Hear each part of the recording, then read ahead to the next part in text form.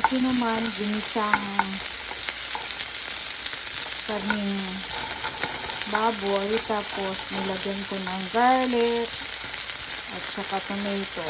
Tapos, ito-serve ko din to. Kasi minsan, gusto magluto ng rice at saka walang ulam. So, naka-ready na.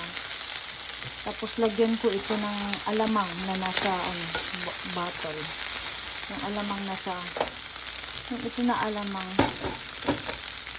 Ito yung alamang na ilagay ko. Sauteed shrimp fry. So, yun ang inimix ko. Pag maluto na itong kamatis. Saka ilagay ko din ito sa jar.